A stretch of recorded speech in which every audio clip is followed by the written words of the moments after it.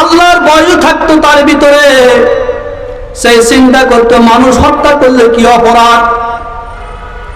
কিছুদিন পূর্বে আপনারা জানেন নাই, বাংলাদেশের একজন নক্ষত্র, যার মধ্যে আকাশচুম্বী, সমগ্র পৃথিবীর যার জন্য কেঁদেছে, ওসমান হাদি, একটা যুবক, দিনের কথা বলার কারণে, কোরআন কারীমের কথা বলার কারণে, আল্লাহর আইনকে আল্লাহর জন্য প্রতিষ্ঠা করার জন্য বলার কারণে, দিনের দায়ী হওয়ার কারণে, সন্ত্রাসবাদ যেন কেউ না করে, চুরি যেন না করে, ডাকাতি যেন না করে, বিশাল ভূমিকা পালন করেছে।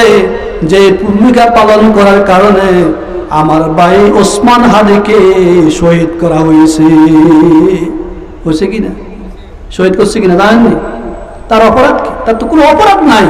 তার অপরাধ নাই। তার অপরাধ হলো সমগ্র মুসলিম জাতিকে হুঁশিয়ার করেছে, কোরআন কারীমের শিক্ষার কথা বলেছে, ইসলাম প্রতিষ্ঠা, দেশ থেকে অন্যায় অপরাধকে দূরীভূত করার জন্য বলেছেন। এই জন্য ওনার অপরাধ।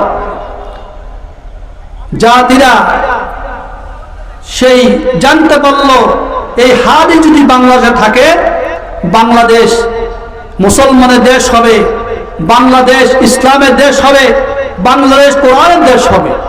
কিসের দেশ হবে? এই জন্য ষড়যন্ত্র করে ওনাকে হত্যা করা হচ্ছে। এই জন্য যাচ্ছি না, কিন্তু যারা হত্যা করে তারা তো মুনাফিক। এরা মুসলমানদারি মুনাফিক। কেমন মুনাফিক জানেন? মুনাফিক কাকে বলে? আব্দুল্লাহ ইবনে উবাই ইবনে সালুল তো রইসে মুনাফিক ছিলেন। আব্দুল্লাহ উবাই ইবনে সালুল, সে কি নামাজ পড়েন নাই? হোসেন কথা বলবেন, নামাজ পড়েন নাই? নামাজ পড়েছেন, রোজা রেখেছেন, হজ করেছেন, যাকাত দিয়েছেন। আল্লাহ মুহাম্মদ রাসূলুল্লাহ সাল্লাল্লাহু আলাইহি ওয়াসাল্লাম পিছনে মসজিদ নববীতে জামাতে নামাজ আদায় করেছেন।